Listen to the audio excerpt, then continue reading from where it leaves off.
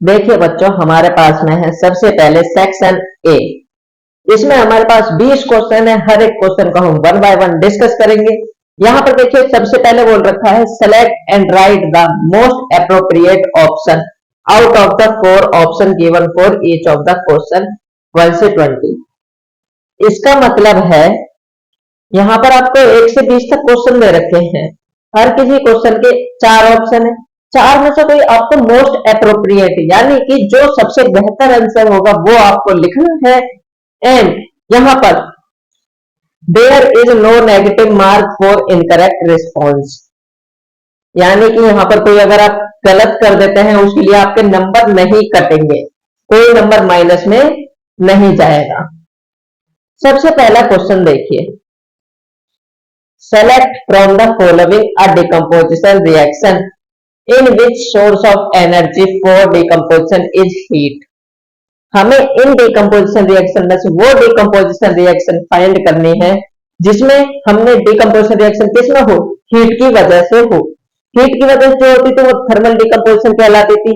First option जो है यहाँ पर वो इलेक्ट्रोलाइसिस का है, तो पहला ऑप्शन हटा दीजिए। दूसरा जो है वो फोटोलिटिक डिकम्पोजिशन का है, ये हटा दीजिए। सी ऑप्शन जो है ये तो डिकम्पोजिशन है ही नहीं। डी ऑप्शन FeSO4 में जब हीट देते हैं तो Fe2O3 plus SO2 plus SO3 बनता है, तो फर्स्ट क्वेश्चन का आंसर हो जाएगा D. Second question, NaOH react with Zn, then Y gas is liberated, here Y is। देखिए मेटल हाइड्रोक्साइड जब भी मेटल के साथ रिएक्ट करते थे तो बनाते थे हमारे पास में सॉल्ट बनता था एक, और एक हाइड्रोजन गैस रिलीज होती थी। तो यहाँ पर वाई गैस क्या होगी, हाइड्रोजन गैस। तो यहाँ पर क्वेश्चन नंबर सेकंड का आंसर हो जाएगा बी। थर्ड क्वेश्चन पर आते हैं, which of the following salts does not contain water of crystallization. देखिए यहाँ पर हमें कुछ सॉल्ट दे रखे हैं, इनके वाटर ऑफ क्रिस्टलाइजेशन पूछा है किसमें नहीं होगा। सबसे पहला वॉशिंग सोडा में वाटर ऑफ क्रिस्टलाइजेशन का पहले मतलब सुनिए। वाटर ऑफ क्रिस्टलाइजेशन होता है जो उसका केमिकल फॉर्मूला होता है उसमें पीछे डॉट H2O लगता है, तो वॉशिंग सोडा Na2CO3.10H2O इसमें लगता है तो ये नहीं होगा। जिप्सम में जो लगता है 2H2O लगता है डॉट में, तो वो भी नहीं होगा। कॉपर सल्फेट में 5H2O लगते हैं, वो भी नहीं होगा। बेकिंग सोडा का फॉर्मूला होता है NaHCO3, तो ये हमारा क्वेश्चन नंबर 3 का ऑप्शन हो जाएगा डी, क्योंकि उसमें कोई भी वाटर ऑफ क्रिस्टलाइजेशन नहीं होते। क्वेश्चन नंबर है हमारे पास में 4, baking powder is a mixture of. देखिए जो बेकिंग पाउडर है वो मिक्सचर होता है बेकिंग सोडा साथ में टार्टरिक एसिड। अब बेकिंग सोडा क्या होता है आप भी जानते हैं, सोडियम हाइड्रोजन कार्बोनेट, और टार्टरिक एसिड आपको ऑप्शन दिख रहा होगा sodium hydrogen carbonate and tartaric acid, option number C. तो 4 का आंसर हो जाएगा option number C. Next question है हमारे पास में question number 5, an element with atomic number dash will form acidic oxide. देखिए एसिडिक ऑक्साइड कौन बनाते हैं, मैंने आपको मेटल्स नॉन मेटल्स में पढ़ाया था कि जो एसिडिक ऑक्साइड बनाते हैं वो बनाते हैं हमारे बेसिस नहीं, हमारे नॉन मेटल्स। मेटल्स जो बनाते हैं वो बेसिक ऑक्साइड बनाते हैं, और एसिडिक ऑक्साइड्स कौन बनाते हैं हमारे नॉन मेटल्स। अब इनमें से देख लीजिए एटॉमिक नंबर किस का है जो कौन सा नॉन मेटल है। ए ऑप्शन 11 पर सोडियम आता है, ये मेटल है, ये नहीं होगा। बी ऑप्शन पर 19 पोटेशियम मेटल है, वो भी नहीं आएगा। सी ऑप्शन है हमारे पास 20 पर कैल्शियम आता है, तो कैल्शियम भी नहीं आएगा।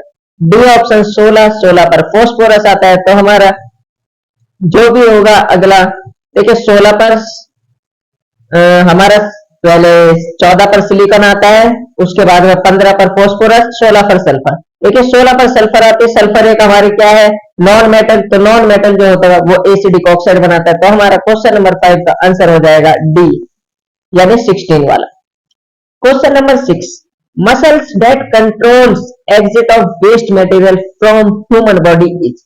देखिए ह्यूमन बॉडी से जो वेस्ट मटेरियल निकलता है लास्ट पार्ट क्या होता है एलिमेंट्री कैनल का, एनएस होता है। तो एनएस के पास में 2 स्पिंटर्स होते हैं, एनएल स्पिंटर्स, वही क्या करते हैं कंट्रोल करते हैं वेस्ट मटेरियल के एग्जिट को।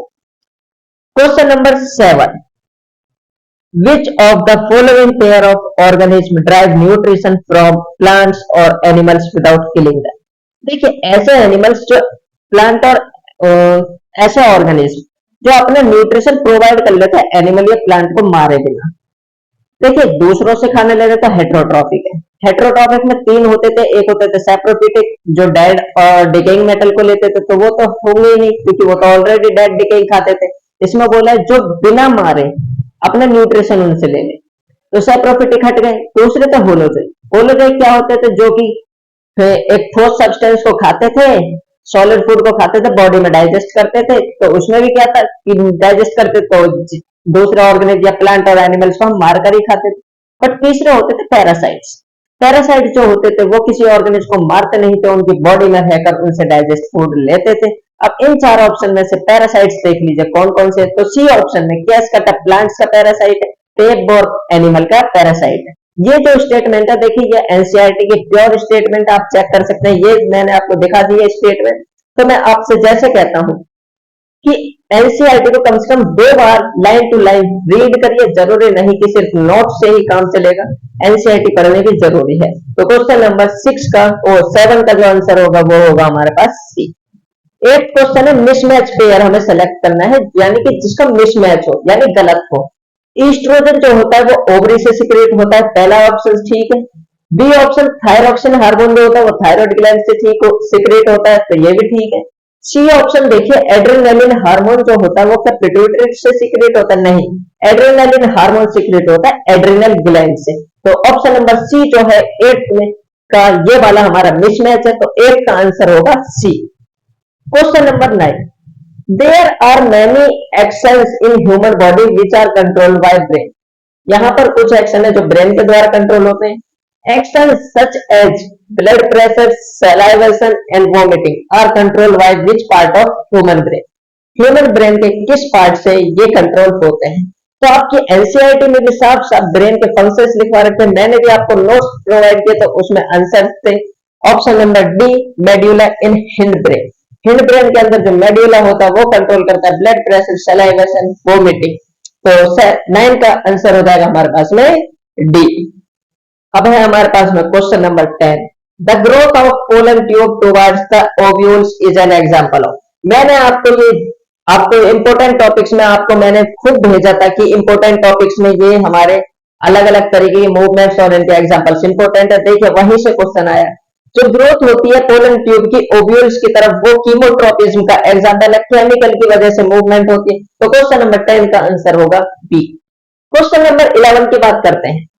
An object is placed between pole and principal focus of concave mirror. The position, nature and size of image will be। यहाँ पर देखिए जो पोजीशन पूछी है, नेचर पूछा है और साइज पूछा है इमेज का, कहां पर, जब हमारा ऑब्जेक्ट प्रिंसिपल फोकस और पोल के बीच में रखा हो कॉनकेव मिरर। अब कॉनकेव मिरर का 6th केस याद कीजिए जहां पर इमेज फॉर्मेशन होती थी। 6th केस में जो इमेज बनती थी वो हमारे मिरर के पीछे बनती थी, बड़ी बनती थी और वर्चुअल एंड इरेक्ट बनती थी। तो देख लीजिए इमेज कहां बनती है, बिहाइंड द मिरर, मिरर के पीछे, एनलार्ज्ड, वर्चुअल और इरेक्ट। ऑप्शन नंबर सी आपको दिख रहा होगा, 11 का आंसर होगा सी। 12 क्वेश्चन जो है, if a light ray coming from denser to rarer medium it will bend. कोई लाइट रे जब डेंसर से रेयरर मीडियम की तरफ जाती है तो वो किस तरफ बेंड होती है? देखिए जब लाइट रे रेयरर से डेंसर जाती है तो वो नॉर्मल की तरफ बेंड होती है, यानी टुवर्ड्स द नॉर्मल। बट जब लाइट रे डेंसर से रेयरर जाती है तो वो नॉर्मल से दूर बेंड होती है, तो इसका आंसर होगा अवे फ्रॉम द नॉर्मल, यानी 12 का आंसर होगा B. Question number 13, the phenomenon of scattering of fine beam of sunlight scattered through a small hole in smoke file room is known as। यानी एक कमरा है जो डार्क है, डस्टी रूम है, यानी स्मोक फील्ड है। स्मोक फील्ड का मतलब उसके अंदर धुंध है। जब उसमें लाइट जाती है तो लाइट की बीम क्या होता है, स्कैटर्ड होता है। आपको ये एग्जांपल याद आ रहा होगा, टिंडल इफेक्ट। मैंने आपको टिंडल इफेक्ट में ये सेम एग्जांपल लिखवाया था, तो 13 का आंसर होगा D, Tyndall effect. 14 question, the change in focal length of an eye lens is caused by the action of। जो फोकल लेंथ होती है आई लेंस की वो किसकी वजह से चेंज हो पाती है? ये एनसीईआरटी की ही लाइन है, डिक्टो लाइन है। इसका आंसर सी होता है, सिलियरी मसल्स। देखिए सिलियरी मसल्स जो होते हैं वही लेंस से कनेक्ट रहती है। सिलियरी मसल्स के ऊपर आइरिस होती हैं, ठीक है बच्चों, तो सिलियरी मसल्स क्या करती हैं, फोकल लेंथ को कंट्रोल करती है। इसे पावर ऑफ एकोमोडेशन में भी पढ़ाया था मैंने आपको। तो 14 का आंसर होगा सी। अब है हमारे पास में question number 50। Which of the following is not a component of ecosystem? इनमें से कौन सा इकोसिस्टम का कंपोनेंट नहीं है? देखिए, प्रोड्यूसर वो इकोसिस्टम में आते हैं, कंज्यूमर्स भी इकोसिस्टम में आते हैं, डिकम्पोजर्स वो भी इकोसिस्टम में। बट एक पॉल्यूटेंट्स जो पॉल्यूशन कॉज करते हैं, क्या वो इकोसिस्टम में आते हैं? नहीं, इकोसिस्टम के अंदर पॉल्यूटेंट्स नहीं आते। ठीक है बच्चों, तो क्वेश्चन नंबर 15 का आंसर हो जाएगा डी, पॉल्यूटेंट्स। क्वेश्चन नंबर 16 की बात करते हैं, इन टेरेस्ट्रियल इकोसिस्टम। देखिए, टेरेस्ट्रियल इकोसिस्टम वो होता है जो धरती से यानी सॉइल से जुड़ा होता है, मिट्टी से जुड़ा होता है। How much percent of energy of sunlight is captured by the green plants that falls on their leaves to convert into food energy? देखिए, सनलाइट जब गिरती है, सनलाइट की जितनी भी एनर्जी है उसका जितना परसेंट प्लांट्स यूज करते हैं वो पूछा है हमसे। प्लांट यूज करके फूड बना लेते हैं। ये वाला पार्ट हो सकता है आपको स्कूल टीचर्स ने या आपके ट्यूशन टीचर्स ने नहीं पढ़ाया हो आपको कई बार, बट मैंने आपको ये जब कराया था इसमें मैंने आपको जरूर बताया था। आप लेक्चर देख भी सकते हैं, मैंने बताया था सनलाइट से जब प्लांट का एनर्जी जाती है तो 1% एनर्जी जाती है, उससे आगे 10% एनर्जी ट्रांसफर होती है। बट सनलाइट से प्लांट पर कितनी जाती है? 1%। तो 16 का आंसर होगा आंसर नंबर डी, 1%। अगले जो क्वेश्चन है 17 से 20 तक वो असर्शन रीजन के हैं। इनमें 4 ऑप्शन दे रखे हैं, ऑप्शन पढ़ लेते हैं, उसके हिसाब से हम आंसर देंगे। पहला ऑप्शन है both A and R are true, यानी असर्शन और रीजन ठीक है, and R is correct explanation of A. जो रीजन है वो करेक्ट एक्सप्लेनेशन होगा असर्शन का। ऐसे ही हमारे पास 4 है ऑप्शन है, आप इनको पढ़ सकते हैं। देखिए, इन क्वेश्चंस में दिक्कत होती है बच्चों को, बट मैं आपको बताना चाहूंगा ऐसे क्वेश्चंस कैसे करते हैं। आप असर्शन को पहले देखिए, क्या असर्शन की स्टेटमेंट ठीक है? अगर असर्शन की स्टेटमेंट ठीक नहीं है तो आपके पास एक ही ऑप्शन बचता है डी। उसके बाद अगर असर्शन ठीक है तो फिर रीजन देखिए, क्या रीजन की स्टेटमेंट ठीक है? रीजन की स्टेटमेंट अगर गलत है तो आपके पास और एक ही ऑप्शन बचेगा सी। अगर आपके पास दोनों ठीक है तो 2 केस बनते हैं। आप असर्शन को सोचिए कि असर्शन का रीजन किस वजह से होता है वो चीज, तो उसके हिसाब से रीजन, अगर असर्शन का जो रीजन है वो कारण बिल्कुल ठीक दे रखा है तो करेक्ट एक्सप्लेनेशन में आएगा, वरना करेक्ट एक्सप्लेनेशन नहीं आएगा। आइए करते हैं क्वेश्चन नंबर 17। 17 में देखिए असर्शन क्या दे रखा है, कैल्शियम ऑक्साइड प्लस में H2O वाटर जब रिएक्ट करते हैं तो हमारे पास में CaOH2 यानी कैल्शियम हाइड्रोक्साइड बनता है। हाँ, बिल्कुल ठीक रिएक्शन। साथ में प्लस में हीट इज एन एक्सोथर्मिक। देखिए, हीट प्रोडक्ट साइड रिलीज हो रही है, जब हीट रिलीज होती है तो एक्सोथर्मिक रिएक्शन होती है। असर्शन हमारा ठीक है।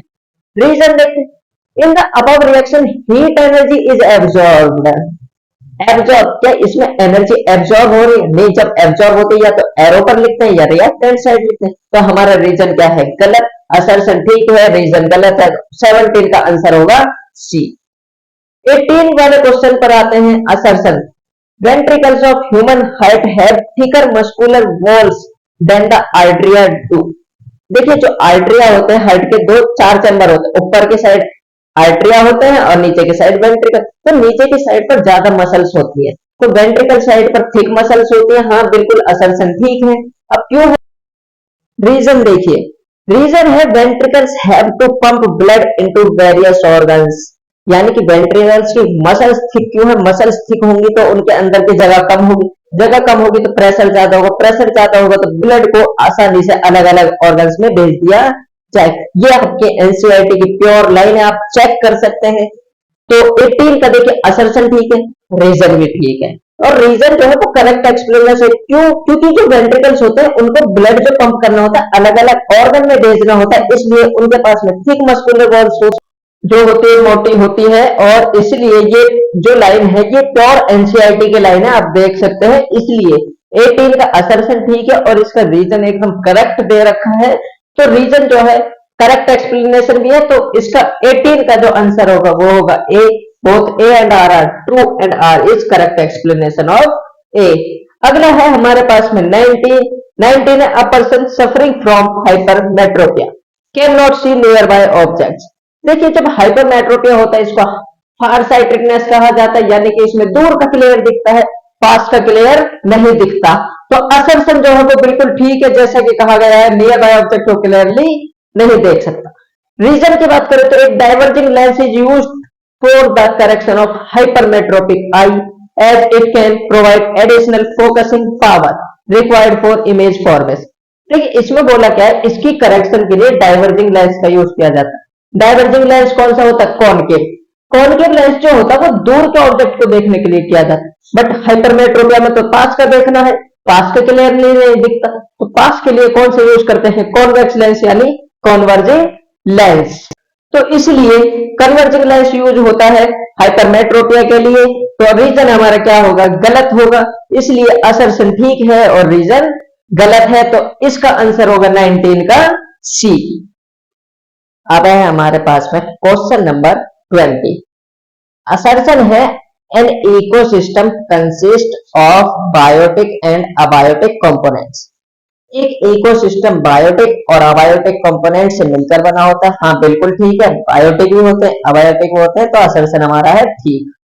रीजन देखते हैं, रीजन कहता है a forest is a natural ecosystem various aquarium is an artificial ecosystem. देखिए फॉरेस्ट जो है वो नेचुरल इकोसिस्टम नेचर के द्वारा बनाया गया है, ठीक है, और एक्वेरियम जो है वो आर्टिफिशियल इकोसिस्टम है। हाँ एक्वेरियम जो होता है आर्टिफिशियल इकोसिस्टम है, मैन मेड इकोसिस्टम है, तो रीजन ठीक है। बट क्या असर्शन का रीजन, असर्शन का जो करेक्ट रीजन है वो ये है क्या? नहीं। असर्शन में बोला है एक इकोसिस्टम बायोटिक और एबायोटिक कंपोनेंट्स का मिलकर बना होता है, बट रीजन का तो उससे इतना कुछ ज्यादा वो लेना देना नहीं है। रीजन में तो सिर्फ एग्जांपल समझा है, तो असर्शन ठीक है, रीजन ठीक है, और रीजन करेक्ट एक्सप्लेनेशन नहीं है। तो 20 का आंसर होगा बी। देखिए बच्चों अब है हमारे पास में सेक्शन बी। इसमें 21 का फर्स्ट बोल रखा है write the type of reaction occurs in following case. In cases में हमें टाइप्स ऑफ रिएक्शन बतानी, जो कि हमने मेनली 4 तरीके के रिएक्शंस पढ़ी थी चैप्टर 1 में। एक थी कॉम्बिनेशन, एक डिकम्पोजिशन, एक डिस्प्लेसमेंट और एक डबल डिस्प्लेसमेंट। उन्हीं चारों में से हमें बताना। पहला है हमारे पास में when calcium oxide mixed with water. Water के साथ जब मिक्स कराया जाता है तो कैल्शियम हाइड्रोक्साइड बनता है और दो रिएक्टेंट मिलकर एक प्रोडक्ट बनाते हैं। तो रिएक्शन कौन सी होगी हमारे पास? Combination reaction. बी है हमारे पास, इसमें बोल रखा है when silver chloride is kept in sunlight for some time. जब सिल्वर क्लोराइड को सनलाइट में रखते हैं तो आप भी जानते हैं सिल्वर और क्लोरीन दोनों अलग अलग टूट जाते हैं, और ये जो होता है इसे कहते हैं फोटोलिटिक डीकंपोजिशन। तो यहां पर हो जाएगा बी का आंसर फोटोलिटिक डीकंपोजिशन। देखिए और में जो ए पार्ट है, right one example of displacement reactions with its chemical equation. एक डिस्प्लेसमेंट रिएक्शन का एग्जांपल लिखना है उसकी केमिकल इक्वेशन के साथ। तो आप देख सकते हैं ये जो एग्जांपल है जिसमें हमारा जो आयरन है वो कॉपर को जब डिस्प्लेस करेगा कॉपर सल्फेट सॉल्यूशन, तो क्या बन जाएगा? आयरन सल्फेट और कॉपर मेटल अलग निकल जाएगा। तो ये था हमारे डिस्प्लेसमेंट रिएक्शन का एग्जांपल और केमिकल इक्वेशन के साथ। अब आप देख सकते हैं बी पार्ट है डिफाइन रेडॉक्स रिएक्शन। तो रेडॉक्स रिएक्शन क्या होती है? The reaction in which both oxidation and reduction takes place simultaneously is called redox reaction. वो रिएक्शन जिसमें रिडक्शन और ऑक्सीडेशन दोनों ही एक साथ हो उसे कहा जाता है रेडॉक्स रिएक्शन। देखिए क्वेश्चन नंबर 22 है substance X is a white powder. X जो वो व्हाइट पाउडर है, on mixing with water it changes to a hard solid mass Y। जब इसमें पानी डाला जाता है तो ये Y में चेंज हो जाता है जो हार्ड सॉलिड होता है, containing 2 molecule of water of crystallise, जिसमें वाटर ऑफ क्रिस्टलाइजेशन के कितने मॉलिक्यूल हैं? 2। Identify X and Y, X और Y को पहचानना है। Write the chemical equation when X is mixed with water to form Y। यानी जब X Y के साथ मिक्स किया जाता है तो क्या बनता है ये हमें पहचानना है। यानी Y X जो है, देखिए हमसे बोला गया X is mixed with water, जब X वाटर के साथ मिक्स करके Y बनाता है, इसकी हमें केमिकल इक्वेशन लिखनी। तो देखिए दो वाटर ऑफ क्रिस्टलाइजेशन किसमें होता है? जिप्सम। सी जो जिप्सम होता है उसमें दो वाटर ऑफ क्रिस्टलाइजेशन बनता किस किस से? जब पीओपी को वाटर के साथ मिक्स करते हैं तो जिप्सम बनता है। यानी एक्स क्या हो गया जहां पर हमारा? पीओपी यानी प्लास्टर ऑफ पेरिस, और Y क्या हो गया हमारा यहाँ पर जिप्सम। तो इसके लिए केमिकल इक्वेशन आप देख सकते हैं, यह है आपकी स्क्रीन पर केमिकल इक्वेशन। अब है हमारे पास में क्वेश्चन नंबर 23 का first part, give reason why deer has longer small intestine than tiger. देखिए जो डियर है वो एक हर्बीवोर है जो प्लांट को खाते हैं यानी ग्रास खाते हैं, और ग्रास के पास सेल्यूलोज होता है। सेल्यूलोज को डाइजेस्ट करना इजी नहीं होता, इसलिए उसको लॉन्ग स्मॉल इंटेस्टाइन में डाइजेस्ट किया जाता है, लंबे पाथवे में। बट टाइगर जो है वो क्या है हमारा एक कार्निवोर जो कि मीट खाता है। अब वो मीट खाता है, मीट को इजी डाइजेस्ट कर सकते हैं, इसलिए उसके लिए सॉल्ट जो होती है स्मॉल इंटेस्टाइन काफी रहती है। तो आपकी एनसीईआरटी के स्टेटमेंट में भी क्या रखा, herbivores has longer small intestine than carnivores. तो वही स्टेटमेंट है कि इसीलिए जो डियर होती है उसके पास में लॉन्गर स्मॉल इंटेस्टाइन है, किससे ज्यादा, टाइगर से ज्यादा। बी पार्ट है हमारे पास, why there is no carbon dioxide released from plants during day time. दिन के टाइम पर प्लांट्स जो होते हैं वो कार्बन डाइऑक्साइड क्यों रिलीज नहीं करते। देखिए कार्बन डाइऑक्साइड जो रिलीज होती है वो रेस्पिरेशन में होती है, और जो रिलीज होती है वो प्लांट दिन में फोटोसिंथेसिस प्रोसेस में यूज करके अपना खाना बना लेते हैं, इसलिए दिन के टाइम पर कोई भी कार्बन डाइऑक्साइड रिलीज नहीं होती। क्वेश्चन नंबर 24 है हमारे, name the plant hormone which, plant hormone का नाम लिखना है जो ये फंक्शन करता है। पहला, सेल डिवीजन कौन करता है। देखिए सेल डिवीजन मेनली जो करता है साइटोकाइनिन, साइटोकाइनिन का मतलब ये होता है सेल डिवीजन, ए का साइटोकाइनिन। इनहिबिट्स, बी है इनहिबिट्स ग्रोथ, ग्रोथ कौन रोकता है, एफसीसी के। C elongation of cell, cell elongation कौन करता है, आपको मैंने लिखवाया था cell division and cell elongation कौन करता है, ऑक्सिन। तो elongation of cell auxin.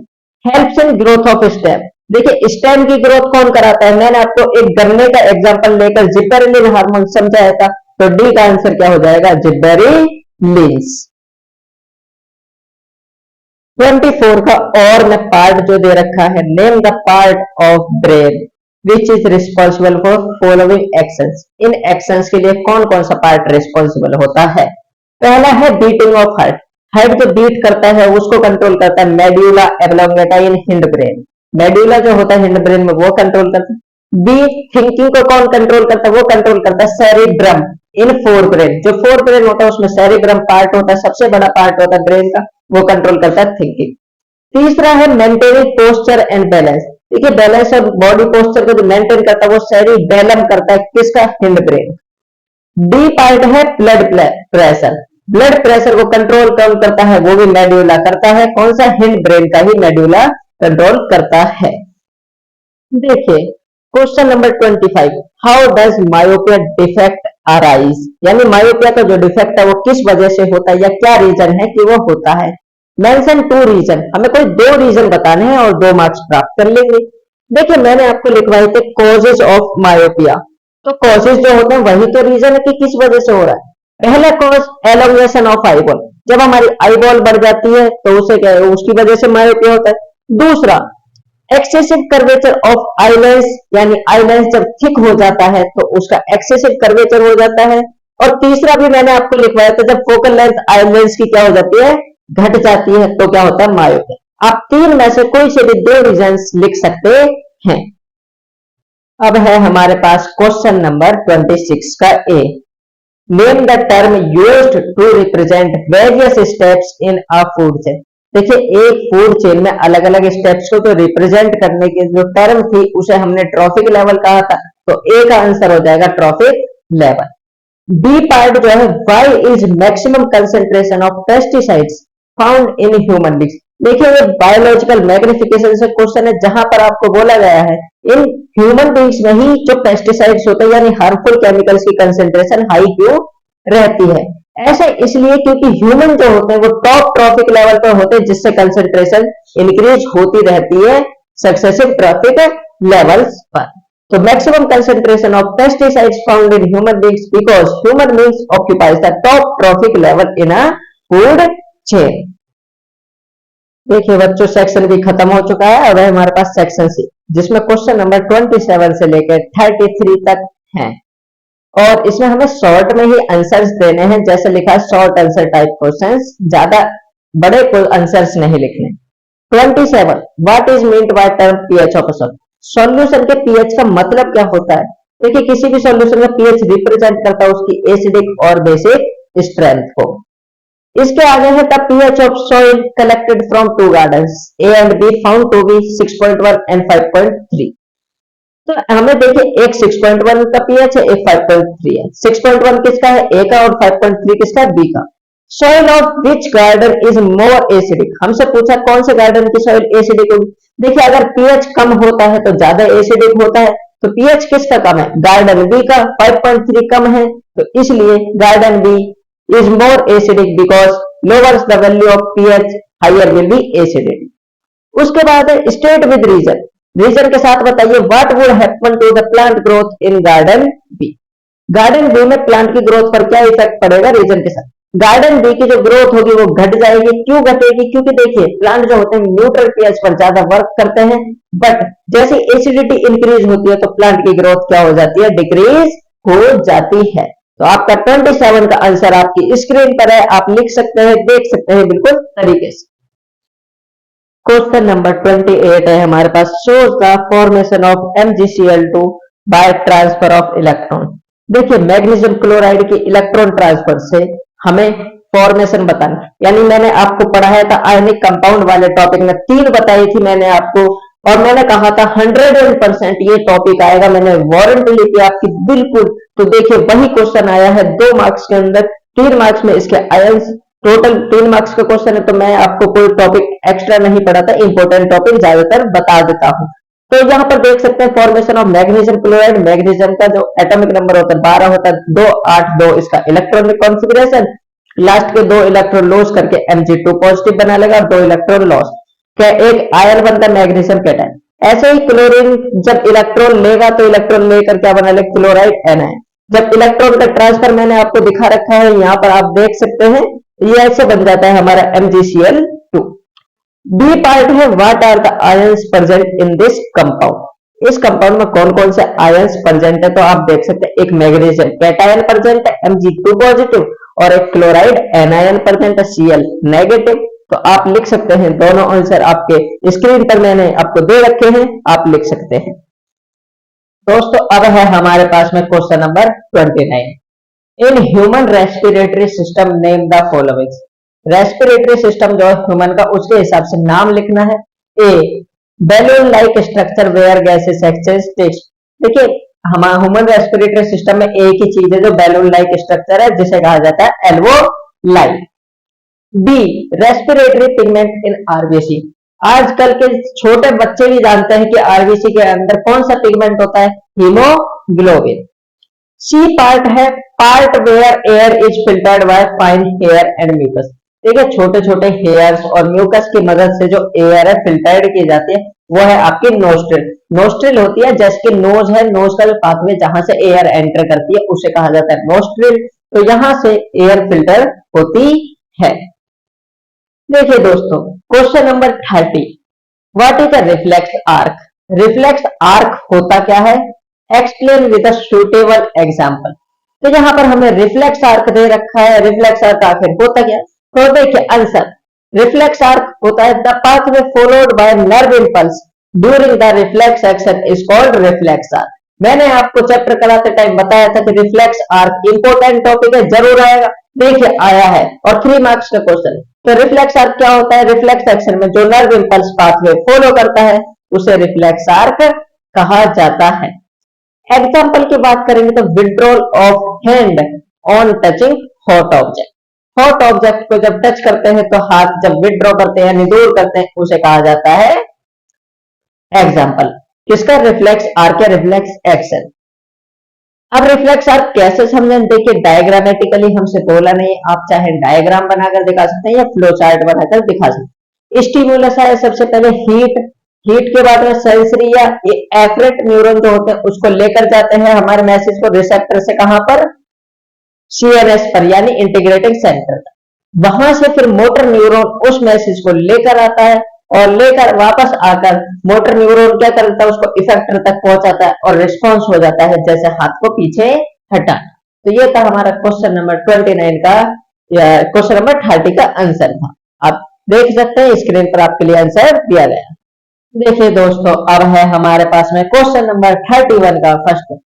List the 3 characteristics of image formed by a plane mirror. देखिए प्लेन मिरर जो होता है वो जो इमेज बनाता है उसके कैरेक्टरिस्टिक्स मैंने आपको 4 लिखवाए थे, इसमें आपसे पूछे हैं 3। आप 4 में से कोई से भी 3 लिख सकते हैं। कौन से है 4? तो देखिए नीचे आंसर में पहला है image is virtual and erect. Image जो बनती है कैसी बनती है? वर्चुअल बनती है, इरेक्ट बनती है। दूसरा, the size of image is equal to the size of object. Image का साइज ऑब्जेक्ट के साइज के बराबर होता है। तीसरा, the image is formed as far behind the mirror as the object in front of mirror. Mirror के जितना ही सामने ऑब्जेक्ट होगा उतना ही मिरर के पीछे इमेज उतनी ही दूरी पर बनेगी। चौथा है इमेज इज लेटरली इन्वर्टेड। जो इमेज बनती है कैसी बनती है? Laterally inverted. और में जो क्वेश्चन दे रखा है आपको A part, state laws of refraction. Refraction के लॉज को बताना है, लिखना है। 2 लॉज थे रिफ्रैक्शन के। पहला, the incident ray, the refracted ray and the normal at the point of interface या incidence all lie in the same plane. सभी किस में होते हैं? सेम प्लेन में होते हैं। कौन कौन? इंसिडेंट रे, रिफ्रैक्टेड रे और normal. Second statement Snell's law है जो कि इंपॉर्टेंट भी है। The ratio of sine of angle of incidence to the sine of angle of refraction is always constant. यानी कि साइन आई अपॉन में sine r always क्या रहता है? कांस्टेंट। बी क्वेश्चन में पूछा है इसके में right one difference between convex and concave lens on the basis of nature of image. Image के नेचर पर एक डिफरेंस लिख दीजिए कॉन्केव और कॉन्वेक्स लेंस में। तो देखिए जो कॉन्वेक्स लेंस होता है वो रियल और इन्वर्टेड इमेज भी बना सकता है और वर्चुअल और इरेक्ट इमेज भी बना सकता है। डिपेंड करता है ऑब्जेक्ट कहां रखा है। दूसरा कॉन्केव लेंस के बारे में बात करें तो ये हमेशा कैसी इमेज बनाता है? वर्चुअल और इरेक्ट। तो ये तो आपके एक डिफरेंसेस और 31 क्वेश्चन होता है complete. Question number 32, Sonu needs a lens of power 2.5 dioptre for correction of his vision. देखिए सोनू को जो पावर लेंस की जो पावर दे रखी है वो कितनी है? 2.5। यहाँ पर माइनस साइन नहीं लगा तो पॉजिटिव है। और पॉजिटिव पावर किसकी होती है? कौन से लेंस की होती है? कॉन्वेक्स या कॉन्केव? तो किसकी होती है? कॉन्वेक्स लेंस की पॉजिटिव पावर होती है। यहां से पूछा A part, what kind of defect of vision is he suffering from. जब उसे कॉन्वेक्स लेंस दिया गया है, कॉन्वेक्स लेंस किस केस में देते हैं? आपने 3 डिफेक्ट पढ़े थे, मायोपिया, हाइपरमेट्रोपिया और press myopia. Press myopia old age person में होता है। यहां पर बोला है कॉन्वेक्स लेंस दिया गया है और किसके लिए? विजन को ठीक करने के लिए। तो कॉन्वेक्स लेंस किस केस में? The hypermetropia. तो 32 का ए हो जाएगा हाइपरमेट्रोपिया या फार साइटेडनेस। बी पार्ट की बात करते हैं, what is the focal length and nature of corrective lens. Focal length निकालेंगे सबसे पहले फॉर्मूला लगाकर। पावर का फॉर्मूला होता है 1/f। अब फोकल लेंथ जब मीटर में होती है तो फोकल लेंथ इधर, फोकस f इधर चले जाएगा, पावर 1/, में नीचे आ जाएगा। 1 पावर 1 में पावर है 2.5, इसको कैलकुलेट करेंगे तो 0.4 आंसर आएगा। तो फोकल लेंथ कितनी है? 0.4 मीटर। नेचर देखिए, जब पावर फोकल लेंथ पॉजिटिव किसकी होती है? कॉन्केव या कॉन्वेक्स लेंस? आप जानते हैं कॉन्वेक्स लेंस की फोकल लेंथ क्या होती है? पॉजिटिव। कॉन्केव की क्या होती है? नेगेटिव। तो फोकस जब पॉजिटिव है, पॉजिटिव नेचर पूछा है लेंस का। लेंस के दो ही नेचर होते हैं, एक कन्वर्जिंग, डाइवर्जिंग। कॉन्वेक्स लेंस का नाम क्या होता है? तो कॉन्वेक्स लेंस का नाम होता है कन्वर्जिंग लेंस। तो नेचर क्या होगा? Converging lens. देखिए बच्चों, अब है हमारे पास में क्वेश्चन नंबर 33 का A, differentiate between cataract and presbyopia. देखिए कैटरैक्ट काफी बच्चों ने पढ़ा नहीं होगा, बट मैंने आपको कैटरैक्ट भी पढ़ाया है और काफी सारे डिफेक्ट्स पढ़ाए थे 6-7 के करीब में। तो मुझे पता होता है कि कहां से क्वेश्चन बन सकते हैं। जो इंपॉर्टेंट टॉपिक है मैं आपको वही करा। यहाँ पर कैटरैक्ट और प्रेस बायोपिया में डिफरेंस करेंगे। सबसे पहले कैटरैक्ट, सबसे पहले बात करते हैं इनके अंदर डिफेक्ट में होता क्या है। कैटरैक्ट के अंदर विजन जो होता है ब्लरी हो जाता है, मतलब उसमें धुंधला धुंधला दिखता है या कभी नहीं दिखता। बट प्रेस बायोपिया की बात करें, इसमें नियर बाय ऑब्जेक्ट्स जो होते हैं वो क्लियरली विजिबल नहीं होते। दूसरी बात करते हैं इनका रीजन क्या होता है, कॉज क्या होता है। तो कॉज में सेकंड पॉइंट लिखा है, in this crystallised protein accumulates near cornea and lens cornea और लेंस के पास में क्रिस्टलाइज्ड प्रोटीन जो होते हैं वो इकट्ठा हो जाते हैं कैटरेक्ट। वहीं पर प्रेसबायोपिया की अगर बात करें तो इसके अंदर लेंस की फ्लेक्सिबिलिटी डिक्रीज हो जाती है, सिलियरी मसल्स वीक हो जाती हैं। तो आप और भी पॉइंट ऐड कर सकते हैं प्रेसबायोपिया में। देखिए 3 नंबर का क्वेश्चन है तो पहले नंबर में डिफरेंस पूछे तो 2 डिफरेंस लिख दीजिए, 2 नंबर हो जाएंगे। B part, how are these both be corrected, इन दोनों को कैसे करेक्ट कर सकते हैं? तो देखिए कैटरेक्ट में इसकी करेक्शन में लिखा हुआ है सर्जिकली ट्रीट कर सकते हैं इसे, सिर्फ इसका कोई वैसे इलाज नहीं है, सिर्फ इसे सर्जिकली सर्जरी करके या तो लेंस को बदला जा सकता है या कॉर्निया को ट्रांसप्लांट किया जाता है। वहीं अगर प्रेस बायोपिया की बात करें तो प्रेस बायोपिया को करेक्ट करने के लिए हम कॉन्वेक्स लेंस यूज करते हैं। आपने सुना होगा, पढ़ा भी होगा, प्रेस बायोपिया का वो हाइपरमेट्रोपिया की जैसा ही होता है, तो उसमें कॉन्वेक्स लेंस यूज करते हैं सुटेबल पावर का। तो ये था आपका क्वेश्चन नंबर 33 का आंसर, आप इसे देख लीजिए एंड नोट कर लीजिए। देखिए बच्चों, अब है हमारे पास सेक्शन डी। इसमें 3 क्वेश्चन है आपके 34, 35 और 36 और हर क्वेश्चन 5 मार्क्स का है। इसमें आपको लॉन्ग आंसर्स लिखने हैं। 34 का फर्स्ट ए पार्ट है, इनको एक्सप्लेन करना है। Metals like calcium and magnesium are never found in their free state in nature. जो मेटल्स होते हैं जैसे कैल्शियम मैग्नीशियम हो गए, ये फ्री स्टेट में नहीं पाते नेचर के अंदर। ऐसा क्यों? देखिए कैल्शियम मैग्नीशियम रिएक्टिविटी टेबल में ऊपर आते हैं। आपकी एनसीईआरटी में स्टेटमेंट लिखी हुई है, हालांकि मुझे पता आपने एनसीईआरटी पढ़ी नहीं होगी, आप इतने महान इंसान हैं।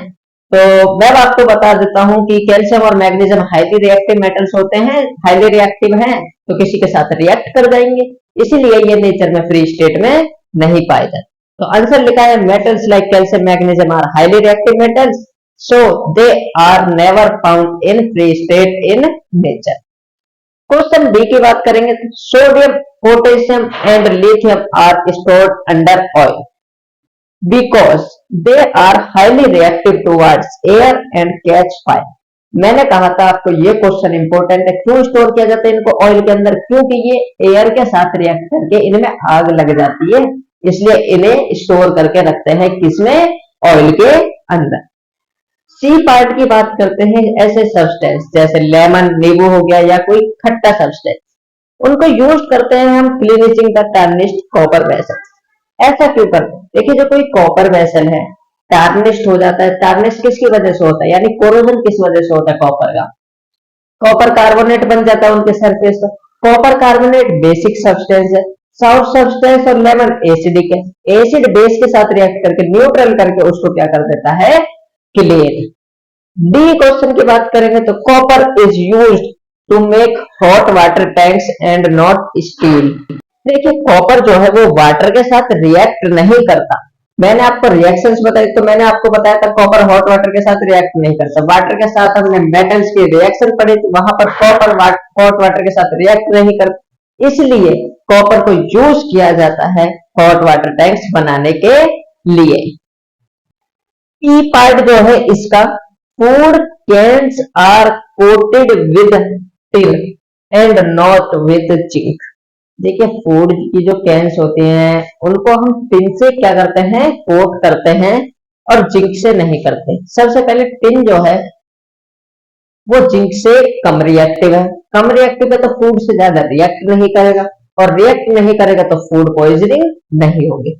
जिंक ज्यादा रिएक्टिव, अगर उसमें हम फूड को रैप करें या फूड रखें तो जिंक रिएक्ट करके फूड पॉइजनिंग कर सकता है, आपकी हेल्थ खराब हो सकती है। इसलिए फूड कैंस को कोट किया जाता है किसके साथ? टिन के साथ, जिंक के साथ नहीं। देखिए बच्चों, अब है हमारे पास में क्वेश्चन नंबर 34 का, और में जो पार्ट दे रखा है इसका first, how copper gets refined when electric current is passed in the electrolytic cell. जब एक इलेक्ट्रोलिटिक सेल में इलेक्ट्रिक करंट पास होता है तो कॉपर कैसे रिफाइन होता है? डायग्राम की मदद से एक्सप्लेन कीजिए। मैंने आपको बताया था रिफाइनिंग जो टॉपिक है वो काफी इंपॉर्टेंट है, तो इसे जरूर पढ़ के जाइएगा। और देखिए वहीं से क्वेश्चन आया। सबसे पहले रिफाइनिंग ऑफ मेटल, यहाँ पर क्या किया जाता है? मेटल्स जो होता है इंप्योरिटीज मेटल की रिमूव करके प्योर मेटल बनाया जाता है। कॉपर इलेक्ट्रोलाइटिक रिफाइनिंग से ऑब्टेन होता है। होता क्या है? यहाँ पर 2 रोड है, एक कैथोड एक एनोड। यहाँ पर एनोड से क्या होता है, Cu2 पॉजिटिव निकलता है और वो सॉल्यूशन में मिल जाता है। सॉल्यूशन कौन सा होता है, एसिडिफाइड कॉपर सल्फेट। अब सॉल्यूशन में ही Cu2 पॉजिटिव आयन कैथोड वाले उसमें चले जाता है। अब एनोड पर क्या मिलता है, स्लैब ऑफ प्योर कॉपर, और कैथोड पर क्या मिलता है, स्लैब ऑफ प्योर कॉपर। और यहाँ पर होता क्या है, from anode copper ions are released in solution. Anode से कॉपर आयन सॉल्यूशन में चले गए और सॉल्यूशन से फिर कॉपर आयन सेम अमाउंट पे किस पर चले गए, कैथोड पर। इस तरीके से कॉपर हमें प्योर प्राप्त हो जाता है कैथोड पर। ये था आपका डायग्राम की मदद से। अगर आपको ये डायग्राम ठीक से क्लियरली नहीं दिख रहा होगा तो आप एनसीईआरटी बुक से रिफाइनिंग ऑफ मेटल वाले टॉपिक से ये वाला डायग्राम देख सकते हैं।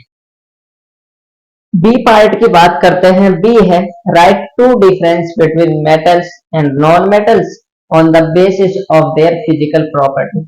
मैंने आपको यह भी कहा था मेटल और नॉन मेटल के डिफरेंसेस जरूर आएंगे, या तो फिजिकल प्रॉपर्टीज के बेस पर आए या केमिकल प्रॉपर्टीज के बेस।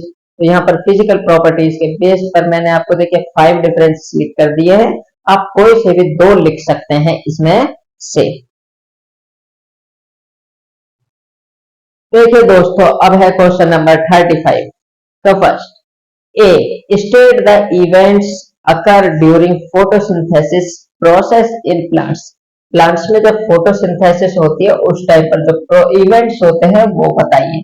एनसीईआरटी में क्लियरली 4 इवेंट्स लिखे हैं। और पहला event absorption of sunlight by chlorophyll pigment. Chlorophyll pigment जो होते हैं सनलाइट एब्जॉर्ब करते हैं। दूसरा इवेंट स्प्लिटिंग ऑफ वाटर या photolysis to form hydrogen and oxygen. Water जो होता है उसको तोड़ा जाता है सनलाइट की मदद से, उसे फोटोलाइसिस कहा जाता है। तीसरा conversion of light energy into chemical energy. जो लाइट एनर्जी है सनलाइट उसको किसमें चेंज करते हैं, केमिकल एनर्जी। चौथा इवेंट जो है वो है reduction of carbon dioxide into hydrogen into carbohydrate. देखिए कार्बन डाइऑक्साइड को रिड्यूस्ड करके हम कार्बोहाइड्रेट बना लेते हैं। जो प्लांट होते हैं कार्बोहाइड्रेट में क्या बनता है, ग्लूकोज। जनरली क्या होता है, फूड जो बनता है प्लांट में ग्लूकोज के फॉर्म में बनता है। इसका बी पार्ट है, how does amoeba obtain it's nutrition explain. Amoeba किस तरीके से अपना न्यूट्रिशन लेता है उसे एक्सप्लेन करना है। अमीबा के अंदर सबसे पहले कौन सा न्यूट्रिशन होता है, तो होलोजोइक न्यूट्रिशन। इसमें क्या होता है, अमीबा है उसके पास में कोई फूड पार्टिकल है, डायग्रामेटिकली आप इसको समझा सकते हैं या फ्लो चार्ट की मदद से। फूड पार्टिकल है, अमीबा क्या करेगा, अपनी सेल मेम्ब्रेन को फूड पार्टिकल के चारों तरफ खींचेगा जिसकी वजह से एक स्ट्रक्चर बनेगी जिसे सूडोपोडिया कहा जाता है। और फूड पार्टिकल उस सूडोपोडिया के अंदर जाकर प्लांट के अंदर जैसे अमीबा के अंदर जाएगा तो वहां पर फूड पार्टिकल होगा और लाइसोसोम के साथ कंबाइन करके एक वैक्यूल बनाता है जिसे कहा जाता है फूड वैक्यूल। अब लाइसोसोम क्या करता है, खाने को डाइजेस्ट कर लेता है। डाइजेस्ट करके जो इंपॉर्टेंट या यूजफुल खाना है उसको सेल के अंदर डाल देता है साइटोप्लाज्म में, और जो वेस्ट होता है उसको बाहर रिमूव कर देता है। तो ये था अमीबा के अंदर डाइजेशन की प्रोसेस या न्यूट्रिशन किस तरीके से होता है। देखिए बच्चों, इसका और में जो क्वेश्चन है वो है हमारे पास ए part, what are different ways in which glucose is oxidized to provide energy in various organisms। देखिए ग्लूकोज ऑक्सीडाइज होता है उसका मतलब है कि जब खाना ही ऑक्सीडाइज होता है। मैंने ऑक्सीडेशन ऑफ फूड की डेफिनेशन किसको नाम दिया था, रेस्पिरेशन। तो यहाँ पूछा है रेस्पिरेशन में ग्लूकोज किन 3 डिफरेंट पाथवे से ब्रेक डाउन होता है, वो तीनों बताने। मैंने आपको एग्जाम से एक दिन पहले ये इंपॉर्टेंट टॉपिक में बताया था। आप देख सकते हैं आंसर में, आपकी एनसीईआरटी में भी डायग्राम दे रखा है। ग्लूकोज जब साइटोप्लाज्म में होता है तो पायरुवेट में टूटता है, 2 मॉलिक्यूल बनते हैं पायरुवेट के और एनर्जी निकलता है। फिर पायरुवेट अलग अलग पाथवे में जाता है। अगर ऑक्सीजन बिल्कुल ही नहीं है तो वो यीस्ट में होता है। यीस्ट में होकर इथेनॉल, कार्बन डाइऑक्साइड और एनर्जी बनाता है। अगर ऑक्सीजन की कमी है, लैक ऑफ ऑक्सीजन, वो हमारी मसल्स में होता है, लैक्टिक एसिड और एनर्जी बनती है। अगर ऑक्सीजन की प्रेजेंस है तो एरोबिक रेस्पिरेशन, ये माइटोकॉन्ड्रिया में होता है, इसमें कार्बन डाइऑक्साइड, वाटर और एनर्जी बनती है। तो ये थे 3 पाथवे। आपको सिर्फ ये डायग्राम बनाना था, break down of glucose by various pathway, और ये इंपॉर्टेंट है, आपके अगले आने वाले एग्जाम्स में भी जरूर आएगा। अब बात करते हैं बी पार्ट की। Explain blood circulation in fish. देखिए यहाँ पे एग्जाम्पल दे रखा है, आपको पूछा इसके अंदर किस तरीके का ब्लड सर्कुलेशन होता है, उसको एक्सप्लेन करना है। तो देखिए फिश के अंदर जो ब्लड सर्कुलेशन होता है वो होता है single circulation. Single circulation when the blood moves once only through the heart in one cycle is called single circulation. देखिए हार्ट की जो एक साइकिल होती है, उस साइकिल में हार्ट के पास सिर्फ एक बार ही ब्लड पहुंचे, उसे कहा जाता है सिंगल सर्कुलेशन। ये दो चैम्बर्ड वाले हार्ट में होता है, जिसमें दो चैम्बर्ड होते हैं, एक आर्ट्रियम और एक वेंट्रिकल। फिशिस जो होती हैं उनके अंदर कैसा होता है सिंगल सर्कुलेशन। तो आपको पहले तो डेफिनेशन से समझाना, डायग्रामेटिकली आप समझाना चाहते तो आपके लिए डायग्राम भी मैंने दे रखा है। देखिए सबसे पहले आर्ट्रियम होता है, इनके अंदर ब्लड को रिसीव करता है, टिश्यू से ब्लड आया डीऑक्सीजनेटेड ब्लड, पहले कहा जाएगा साइनस वेनोसा, वहां से आर्ट्रियम कलेक्ट करेगा ब्लड को, आर्ट्रियम से किस में जाएगा वेंट्रिकल्स में, ऊपर की साइड। वेंट्रिकल्स ब्लड को पंप करने का काम करता है, पंप करके डीऑक्सीजनेटेड ब्लड को कहां डालेगा, ये है आपके पास में ऊपर सेल्स, ठीक है। ये वो गिल्स है, ऊपर जो लिखा है वो गिल्स है, क्योंकि फिशिस में गिल्स होते हैं, और गिल्स से जैसे ही ऑक्सीजन आती है गिल्स के पास, तो क्योंकि वो उसी से रेस्पिरेशन करते, वहां पर ऑक्सीजन आता है, ब्लड में मिलके ब्लड ऑक्सीजनेटेड हो जाता है, और वहां से ब्लड कहां पर जाता है टिश्यूज के पास। तो ये था आपका सिंगल सर्कुलेशन इन फिशिस। देखिए बच्चों अब बात करते हैं क्वेश्चन नंबर 36 का first part. An object is placed at a distance of 30 centimetre from a concave lens of focal length 30 centimetre. देखिए लेंस कौन सा, कनकेव, ऑब्जेक्ट डिस्टेंस दे रखा है 30 सेंटीमीटर, तो यू कितना है हमारा माइनस का 30, क्योंकि ऑब्जेक्ट डिस्टेंस हमेशा नेगेटिव होता है। फोकल लेंथ 30 सेंटीमीटर है, कॉनकेव है तो फोकल लेंथ भी नेगेटिव होगी। फर्स्ट पार्ट में पूछा है लेंस फॉर्मूले का यूज करके हमें बताइए इमेज की डिस्टेंस क्या है लेंस से, पहला क्वेश्चन। दूसरा नेचर ऑफ इमेज, इमेज का नेचर पूछा। तीसरा एक लेवल डायग्राम बनाना है हमें आंसर को जस्टिफाई करने के लिए, जो सेकंड क्वेश्चन में है। देखिए सबसे पहली चीज, ये जो हमारा क्वेश्चन है इसके अंदर देखिए लेंस फॉर्मूले का यूज करेंगे, 1/f equal to 1/v minus 1/u। Values put करेंगे, u की वैल्यू -30 थी, माइनस दोनों कट कट के प्लस हो गए बीच में, और जब ये बीच में प्लस था दूसरी साइड जाएगा तो फिर से माइनस हो जाएगा, -1/30 -1/30, 1/v इक्वल टू -1 अपॉन में 30, 1/v कितना हो गया -1 और -1 -2 हो गया अपॉन में 30। इसको काटेंगे तो 2 को 30 से काटेंगे तो 1/50 हो जाएगा माइनस का। इसको रेसिप्रोकल करेंगे, उसके बाद v इक्वल टू -15 सेंटीमीटर। तो हमारी इमेज डिस्टेंस क्या आ गई, 15 सेंटीमीटर है on the side of object की ही साइड है, क्योंकि लेफ्ट साइड लेंस से लेफ्ट साइड डिस्टेंस नेगेटिव होते, इसलिए v हमारा क्या आया है नेगेटिव। बात करें इमेज का नेचर कैसा है, देखिए नेचर के लिए आप मैग्निफिकेशन निकाल सकते हैं या डायरेक्ट भी बता सकते हैं। कॉनकेव लेंस की आपने इमेज फॉर्मेशन देखी हो, लेंस जो होता है कॉनकेव में सिर्फ एक ही इमेज बनाता है, वर्चुअल और इरेक्ट। उसके बाद बात करते हैं तीसरा पार्ट। तीसरा पार्ट है लेवल diagram to justify your answer in part 2। आप डायग्राम बनाएंगे, देखिए सबसे पहले फोकल लेंथ है 30 सेंटीमीटर, ऑब्जेक्ट डिस्टेंस है 30 सेंटीमीटर, तो ऑब्जेक्ट रखा कहां है, ऑब्जेक्ट कहां पर होगा फोकस पर, क्योंकि फोकल लेंथ भी 30 सेंटीमीटर है, ऑब्जेक्ट डिस्टेंस भी 30 सेंटीमीटर। अब यहाँ पर फोकस पर देखिए ऑब्जेक्ट है ए बी सी डिनोट किया गया। पहली लाइट रे कैसे जाती है पैरेलल, जो पैरेलल लाइट वो डाइवर्ज होती है फोकस की तरफ, फोकस से डाइवर्ज होती है, तो पहली लाइट रे देखिए सीधे डाइवर्ज हुई है और पीछे की साइड डॉटेड लाइन से फोकस से मिला रखी है। दूसरी लाइट रे ऑप्टिकल सेंटर से गुजरते हुए बनाते हैं, जो लाइट रे ऑप्टिकल सेंटर से जाती है वो सीधे चले जाती है बिना डाइवर्ट हुए या बिना डेविएट हुए, तो एक ऑप्टिकल सेंटर से। अब दो लाइट रे आपस में मिल रही है, कहां पर मिल रही है, फोकस और ऑप्टिकल सेंटर के बीच में। तो देख सकते हैं आप ए डैश बी डैश इमेज बन रही है और कितने डिस्टेंस पर मिल रही है 15 सेंटीमीटर, F1 और ऑप्टिकल सेंटर के बीच में। तो ये था तीसरे पार्ट, यानी कि जो डायग्राम बनाना था उसका आंसर आप तीनों को नोट कर सकते हैं। देखिए बच्चों क्वेश्चन नंबर 36 के और में जो सेकंड पार्ट दे रखा है, इसका ए क्वेश्चन है, an object of size 5 centimetre, object की हाइट कितनी है 5 centimetre, is placed at a distance of 20 centimetre in front of convex mirror. Mirror कौन सा है? कॉन्वेक्स। कितने डिस्टेंस पर रखा है object? 20 centimetre. Object distance negative होता है तो यू हमारा -20। Radius of curvature 30 centimetre, convex है तो पॉजिटिव होगी, radius of curvature plus 30 centimetre. Find the position of image, image कहां बन रही है, उसका नेचर और साइज बता। मिरर की बात की है तो मिरर फॉर्मूला लगाएंगे, उससे पहले हम निकालेंगे फोकल लेंथ। फोकल लेंथ क्या होती है? रेडियस ऑफ कर्वेचर अपॉन 2, तो फोकल लेंथ आ गई हमारी 15 सेंटीमीटर। मिरर फॉर्मूले के यूज करेंगे 1/f equal to 1/b plus 1/q। Focal length 15 है तो एक 1/15 equal to 1/b plus 1 object distance -20। Plus minus minus हो जाएगा तो माइनस का 1/20 आएगा।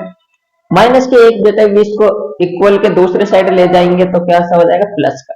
यहाँ पर जैसे ही सॉल्व करेंगे तो आएगा 7/60।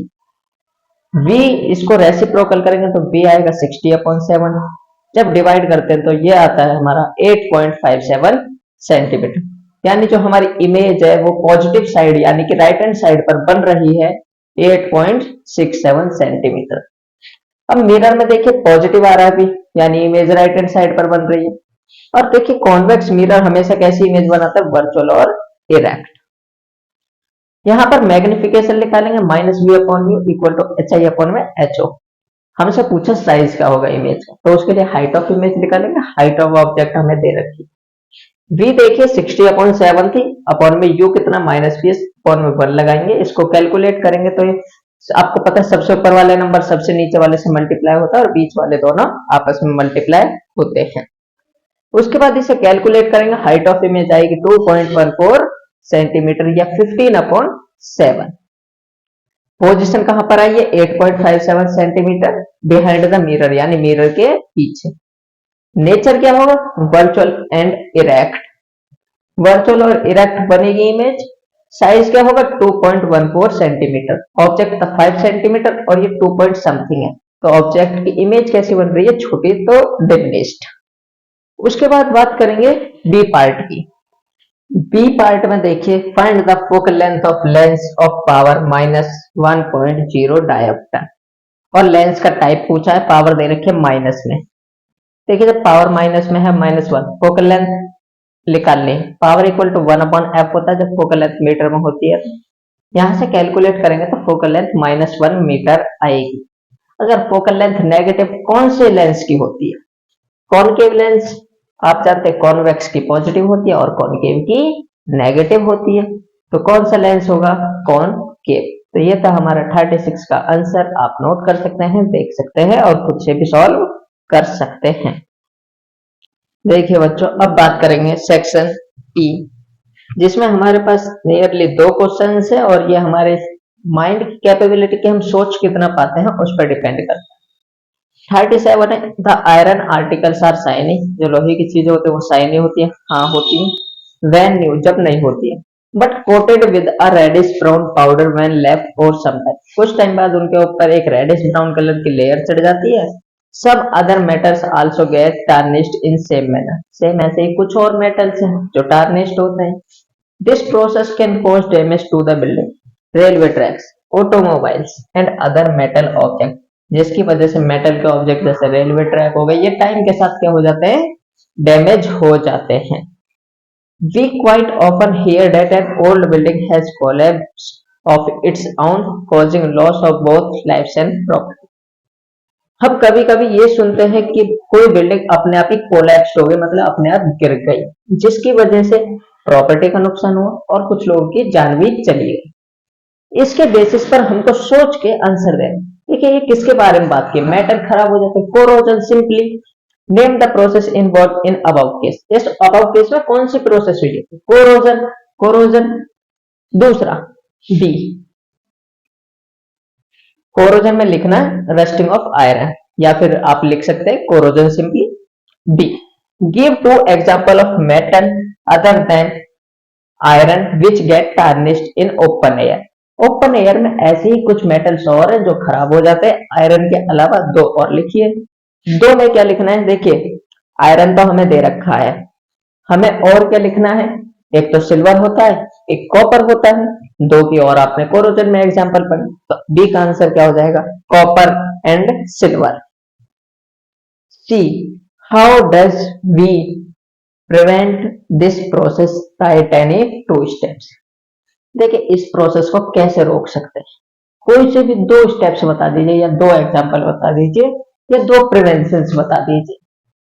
मैंने आपको नियरली 6 से 7 प्रिवेंशन लिखवाए थे, उसमें से आप कोई सी भी दो लिख दीजिए। पहला, बाय पेंटिंग, लोहे की चीजों पर पेंट कर दीजिए तो उन्हें कोरोजन से बचा सकते हैं। बाय ऑयलिंग, जो मशीन के पार्ट्स होते हैं उनमें ऑयल लगाया जाता है ताकि वो जंग ना लगे उनमें। बाय गैल्वेनाइजेशन, गैल्वेनाइजेशन में भी आप जानते हैं हाई रिएक्टिव मेटल को लो रिएक्टिव मेटल के ऊपर एक पतली सी परत चढ़ा देते हैं। फोर्थ, बाय ग्रेसिंग, ग्रेसिंग से भी कर सकते हैं एसेक्टर, जैसे एलॉय बनाकर, क्रोम प्लेटिंग कर कर, काफी सारे एग्जांपल्स हैं, आप सिर्फ दो लिख दीजिए। 37 के बी पार्ट जो और में दे रखा है, इसकी बात करते हैं। Why iron turned into reddish brown color? Write the chemical formula of the same. जो लोहा होता है वो रेडिश ब्राउन कलर का क्यों हो जाता है, इसका फॉर्मूला भी लिखना है। देखिए, आयरन जो होता है पहले रिएक्ट करता है, आयरन का ऑक्सीडेशन होता है, रिएक्ट करता है ऑक्सीजन के साथ, क्या बनाता है? आयरन ऑक्साइड, जो पानी की प्रेजेंस में आके क्या बना देता है? रस्ट, रस्ट यानी जिसे जंग कहा जाता है, और उसकी वजह से आयरन क्या हो जाता है? डैमेज हो जाता है, कोरोड हो जाता है। कोरोजन की वजह से आयरन कैसा हो जाता है? Reddish brown. आप डायरेक्ट लिख सकते हैं ड्यू टू कोरोजन, ठीक है, या ऑक्सीडेशन ऑफ आयरन। फॉर्मूला लिखेंगे, जब आयरन ऑक्सीजन से रिएक्ट करता है तो आयरन ऑक्साइड Fe2O3 बनाता है, इसमें ऑक्सीडेशन हो गया।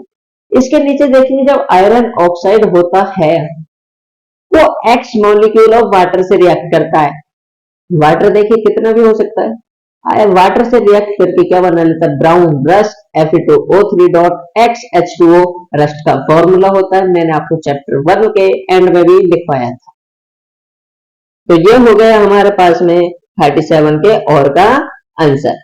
आपकी स्क्रीन पर आंसर दिया गया है। क्वेश्चन नंबर 38, देखिए आप स्टेटमेंट पढ़ सकते हैं, मैं आपको समझा देता हूँ स्टेटमेंट क्या है। दिव्यम जो होता है वो डॉक्टर के पास जाता है कुछ कंप्लेन करने, कुछ सिम्टम्स होते हैं, यानी देखिए आपको कोई बीमारी होगी, कुछ सिम्टम्स होंगे दिखेगा, तो ऐसे ही वो कंप्लेन करने जाते हैं, जिसकी वजह से क्या उनको इंक्रीज थर्स्ट, यानी उसे प्यास ज्यादा लगती है, थकान होती है। फ्रिक्वेंट यूरिनेशन, यानी कि जो वो यूरिनेशन जो है, यानी उसका जो यूरिन का टाइम है वो कभी ज्यादा कभी कम इस तरीके से होता है, जल्दी जल्दी यूरिन आता है। एंड अनएक्सप्लेन वेट लॉस, और उसके कुछ वीक्स के अंदर उसका वेट क्या हो रहा है? ज्यादा लॉस हो रहा है। उसकी फैमिली की एक हिस्ट्री है ऑफ डायबिटीज, उसकी फैमिली में कोई डायबिटीज पेशेंट होगा। He admits to having a sedentary lifestyle and poor dietary habits. ये जो होती है डायबिटीज किसकी वजह से हुई है? एक सेडेटरी लाइफस्टाइल, यानी कि सेडेटरी यानी होता है एक खराब सी लाइफस्टाइल, और पुअर डाइटरी, अच्छी हेल्थ नहीं है, अच्छा खाना नहीं मिल पाया, उसकी वजह से। Now Divyam is concerned about his symptoms and focused on improving his health. जो दिव्यम था उसको कंसर्न था, यानी परेशान था जो उसके सिम्टम्स थे, और वो चाहता है वो अपनी हेल्थ को सुधारना। अब यहीं पर क्वेश्चन से क्वेश्चन है, विच gland help in regulation of blood sugar level. देखिए हर बच्चे के दिमाग में पहले ही आंसर आ जाना चाहिए कि ब्लड शुगर लेवल के लिए कौन सी ग्लैंड हेल्प करती है। हार्मोन का आप सब जानते होंगे इंसुलिन, बट पूछा क्या ग्लैंड, तो मिस्टेक नहीं करनी, आपको ग्लैंड लिखनी है। कौन सी ग्लैंड? Pancreas gland. उसके बाद बी पार्ट है, how does chemical coordination takes place in animal. Animal का केमिकल का कोऑर्डिनेशन किस तरीके से? आप सब जानते हैं हार्मोन्स की मदद से होता है। हार्मोन्स किसके द्वारा सीक्रेट होता है? एंडोक्राइन ग्लैंड्स के द्वारा हार्मोन सीक्रेट होते हैं, उसके थ्रू केमिकल कोऑर्डिनेशन होता है। सी पार्ट की बात करेंगे, what changes does Divyam have to make in his daily routine for curing disease. कोई दो हमें ऐसे चेंजेस लिखने हैं जो वो अपने डिसीज को क्योर करने के, क्योर यानी कि बचाव के लिए क्या क्या कदम उठाए। देखिए सबसे पहले तो आप जानते हैं जो डायबिटीज पेशेंट होते हैं वो इंसुलिन का सप्लीमेंट लेते हैं बाय इंजेक्शन, बट ऐसा हम तुरंत नहीं कर सकते जब तक ब्लड शुगर लेवल ज्यादा ना। तो हम कर क्या सकते हैं, पहला Divyam have to consume sugar free diets. जो वो डाइट्स खा रहा है उसमें शुगर की मात्रा बहुत कम होनी चाहिए, ये ना के बराबर यानी शुगर फ्री होना चाहिए। आप जानते हैं आज के टाइम पर काफी चीजें शुगर फ्री चल गई है। दूसरा, Divyam have to do exercise, walk in the morning and yoga. उसे एक्सरसाइज करनी चाहिए, योगा करने चाहिए, दिन के टाइम पे वॉक करनी चाहिए, ठीक है, जिसकी वजह से उसकी बॉडी का जो ग्लूकोज लेवल है वो मेंटेन रहे। और हेल्दी फूड्स खाने चाहिए, फ्रूट्स वगैरह खाने चाहिए, ज्यादा मीठे नहीं, ठीक है बच्चों। उसके बाद और में जो पार्ट दे रखा है ये है हमारे पास, why are some patient of diabetes treated by giving injection of insulin. देखिए कुछ पेशेंट होते हैं जिन्हें डायबिटीज होता है, उन्हें इंसुलिन का इंजेक्शन देके क्यों ट्रीट किया जाता है। इंसुलिन हार्मोन का काम क्या होता है, ब्लड ग्लूकोज लेवल को क्या करता है, मेंटेन रखता है यानी कम करता है। इसलिए इंसुलिन हार्मोन दिया जाता है जो कि क्या करता है, बॉडी के अंदर जो आपका ग्लूकोज लेवल उसको कम कर देता है और डायबिटीज पेशेंट को क्या करता है, ट्रीट कर देता है। तो ये था हमारे पास टोटल आंसर्स आपके यहाँ पर खत्म होते हैं। तो बच्चों आपके जितने भी क्वेश्चन आंसर्स थे साइंस के ये आपके कंप्लीट हो चुके हैं, एंड आपके टीचर्स मिड टर्म एग्जाम होने के बाद ये आपकी कॉपी में जरूर चेक करेंगे, तो आप इसको नोट कर लीजिएगा। आपके आंसर्स मैंने आपको दे रखे हैं, और ऐसे ही वीडियोस को पाने के लिए, अपने क्वेश्चंस पेपर्स पाने के लिए हमारे चैनल को सब्सक्राइब कर लें, जिससे कि आगे आपको कोई दिक्कत ना हो। मैं इस अपने चैनल पर क्वेश्चन पेपर्स जो आपके प्रीवियस ईयर है, मिड टर्म के क्वेश्चन पेपर्स हैं वो अपलोड करता रहूंगा, एंड वीडियोस मैं कोशिश करूंगा कि आपके लिए चैप्टर वाइज और वीडियोस बना सकूं आगे के लिए। तब तक आप चैनल को सब्सक्राइब कर लीजिए, वीडियो को लाइक कर दीजिए, एंड बेल आइकन का बटन दबाना ना भूलें, और दोस्तों को वीडियो भेजते रहिए ताकि आपकी क्लास के बच्चे हैं उन्हें आंसर्स प्रॉपरली नहीं मिल पाते कहीं से, तो आप वो भी यहाँ से कर सकते हैं। ठीक है बच्चों, have a nice lecture, and I hope कि आपने अपने एग्जाम में बेस्ट किया होगा, एंड आगे तैयारी करते रहिए। आपके सीबीएसई बोर्ड है उसमें मैं आपकी पूरी हेल्प करूंगा।